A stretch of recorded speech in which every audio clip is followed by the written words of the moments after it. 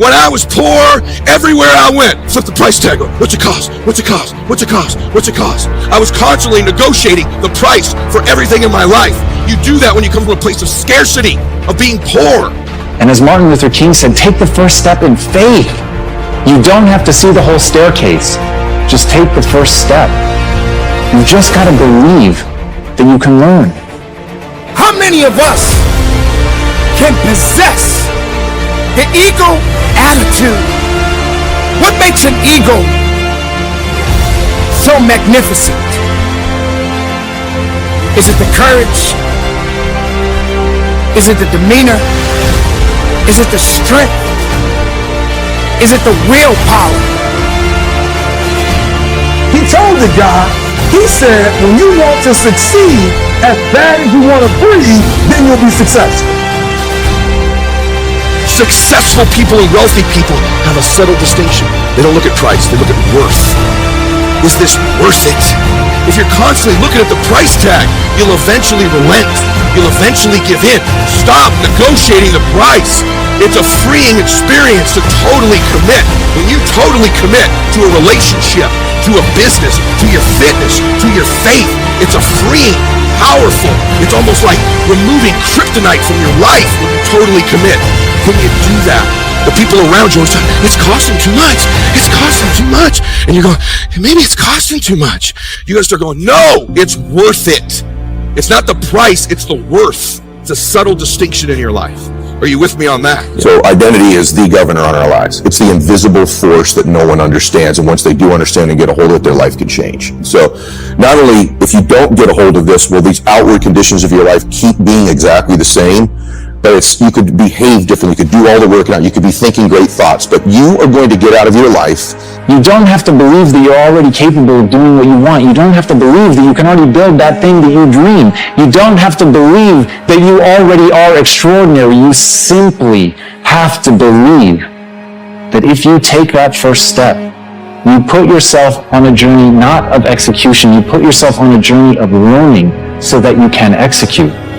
And that, when you understand that difference, that's when you really will be on that path to greatness. And that is the thing that I want for everybody listening to this. Please understand, the only thing you need to know is that you have to take the first step. Whatever the vision is that you have for your life, you absolutely can make it come true. And the process is very simple. The process is about learning. The process is about growing and getting better. It's about recognizing what you're not good at. It's about recognizing what you have to learn. It's about taking that first step on faith. You're going to be the most powerful force in the world, I think, is to be consistent with the concepts, ideas, and worth that you hold for yourself. You will get that out of your life, what you will tolerate.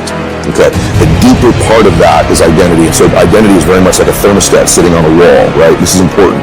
Once that temperature is set at a certain degree, everything in the world externally can hit it, and you will find a way to get that temperature. So even in this house, let's say it's set at 80 degrees. If we opened up all the doors and cold air, just the worst things in life, the blizzard of life came in, the thermostat will kick the heater on and it will regulate this room back to 80 degrees. The reverse is also true. It's a super hot day. Great things are happening in your life. It's getting hotter and hotter and hotter. If you're at 80 degrees, that internal thermostat will find a way over a window of time to cool your life right back down to 80 degrees again. So the key, the secret key, is to be able to shift that identity. 90, 100, 120. So some of the ways, strategies to do that are very simple. One is let's just say financially, you're a 200 degreer and I'm an 80 degreer.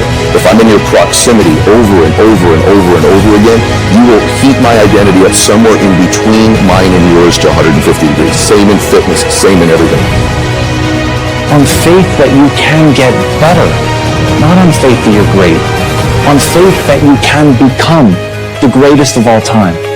And once you have that faith, once you know that simply being a human being puts you in this rare category of creature that can get better through pressure, through pain, through difficulty, through failure, those are the things that are going to be the building blocks of your success. But in order to begin on that road, in order to have your first glorious failure, you must first take that first step.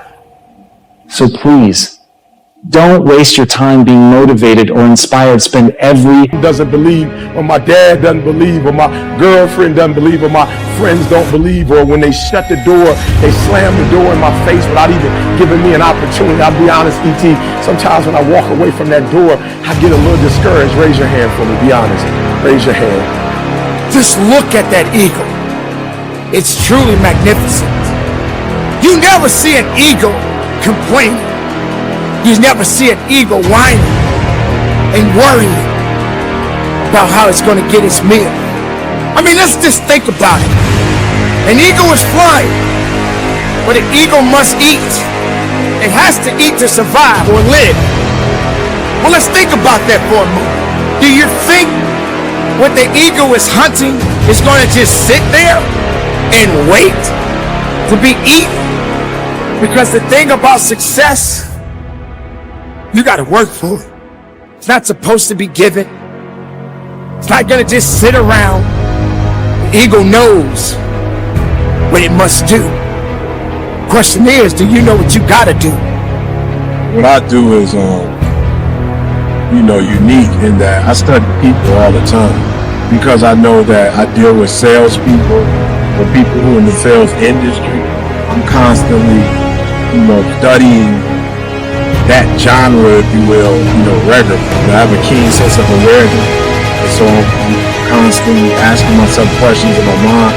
What would work? What work? What's going on in the economy? What's the climate? What's going on? What are people dealing with?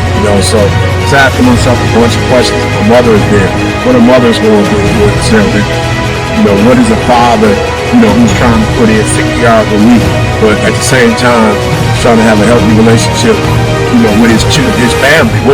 What does he need to hear? What you're going to do is going to take you to a whole level, because this company has some great stuff in store for you, but you cannot get it if somebody says no and you take no the wrong way. Listen to me.